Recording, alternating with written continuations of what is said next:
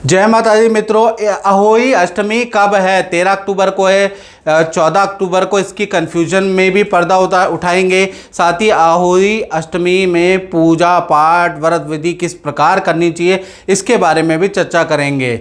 अहोई अष्टमी प्रातः कार्तिक मास की कृष्ण पक्ष की अष्टमी को अहोई अष्टमी मनाई जाती है और इसमें अहोई माता के नाम से व्रत किया जाता है। माताएं संतान की दीर्घायु के लिए, संतान की अच्छे स्वास्थ्य के लिए, संतान की विघ्न बाधा को दूर करने के लिए अहोई अष्टमी की पूजा करती हैं, व्रत करती हैं। साथ ही साथ तारों के छाँव में ये व्रत का समापन होता है और डिटेल इस कार्यक्रम में आपको मिल जाएगी। धार्मिक मान्यता ये है कि अहोई अष्टमी का व्रत करने से संतान दीर्घायु होती है और संतान को स्वास्थ्य लाभ होता है, इसलिए अहोई अष्टमी का व्रत बहुत महत्वपूर्ण होता है। आप कन्फ्यूजन के बारे में चर्चा करें तो अहोई अष्टमी कब है, 13 की है या 14 अक्टूबर की है?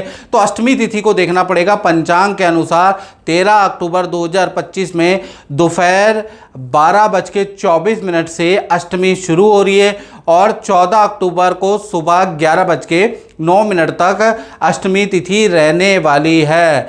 क्योंकि ये व्रत निशाकालीन होता है तो इस निशाकालीन मत के अनुसार 13 अक्टूबर 2025 को ही अहोई अष्टमी मनाना श्रेष्ठ रहेगा, याद रखिएगा। और पूजा मुहूर्त के बारे में बात कर लेते हैं। कब पूजा करनी है अहोई अष्टमी की? तो शाम को 5:53 से लेकर और 7:08 तक शुभ मुहूर्त है, इसमें आप पूजा पाठ कर सकते हैं।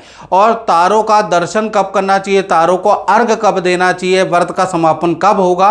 तो शाम को 6:28 से शुरू होकर और रात को 11:40 तक तारों का दर्शन, तारों को अर्घ और व्रत का समापन किया जा सकता है, याद रखिएगा। अब किस प्रकार से अहोई अष्टमी का व्रत पूजा पाठ करना चाहिए, इसके बारे में चर्चा कर लेते हैं। सबसे पहला, प्रातः सुबह यानी 13 अक्टूबर की सुबह प्रातः स्नान आदि के कार्य से निवृत्त होके आपको क्या करना है, घर में अहोई माता का चित्र लगाना है। लकड़ी की चौकी पे लाल वस्त्र बिछा के अहोई माता का चित्र उस पर स्थापित करें तो अच्छा रहेगा। साथ ही साथ अहोई माता से हाथ जोड़कर प्रार्थना करें, संकल्प करें कि ये मैं व्रत अपने दोनों बच्चों के लिए, तीनों बच्चों के लिए या किसी एक पुत्र के लिए, पुत्री के लिए लेना है तो उसके लिए करने जा रही हूँ, ताकि मेरा बच्चा दीर्घायु रहे, उनके कार्यों में विघ्न बाधाएं जो चल रही है वो दूर हो। तो इस तरह से आपको अहोई माता से संकल्प करना है, यानी कि संकल्प लंबी आयु के लिए किया जाता है, अच्छे स्वास्थ्य के लिए किया जाता है। साथ ही साथ संतान की कोई भी विघ्न बाधा मित्रों चल रही है तो उसके लिए ये व्रत का संकल्प किया जाता है। उसके बाद जो पूजा मुहूर्त बताया गया है, यानी कि जो आपको बताया गया है शाम को 5:53 से लेकर और कहीं ना कहीं 7:08 तक, इस समय पे अहोई माता की आपको पूजा करनी है। यानी इस समय पे अहोई माता को कुमकुम आपको चढ़ा देना है, उनको फूल अर्पित करना है, फूल माला चढ़ा दीजिएगा, चावल चढ़ा दीजिएगा, रोली आपको चढ़ा देनी है और दीपक और धूप अहोई अष्टमी में आपको चढ़ाना है। 16 श्रृंगार माता को जरूर चढ़ा दीजिएगा। उसके बाद नैवेद्य आप माता को अर्पित कर दीजिएगा। उसके बाद अहोई माता की आपको आरती करनी है, जो कि अहोई व्रत कथा में उनकी आरती आपको मिल जाएगी। उसके बाद घर के अंदर जो सब्जी, पूड़ी इत्यादि, खीर इत्यादि आपने जो बना रखा है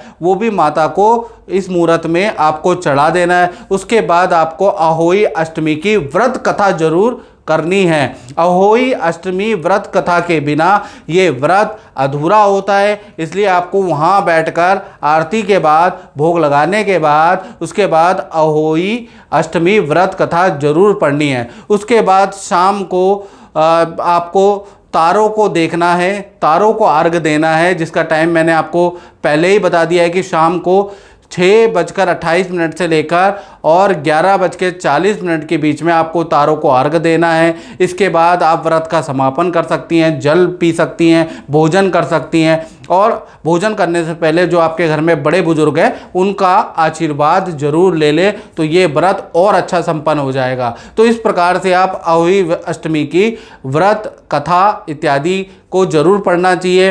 तो मित्रों, इस कार्यक्रम में बस इतना ही। मुझे दीजिए इजाज़त। जय माता दी।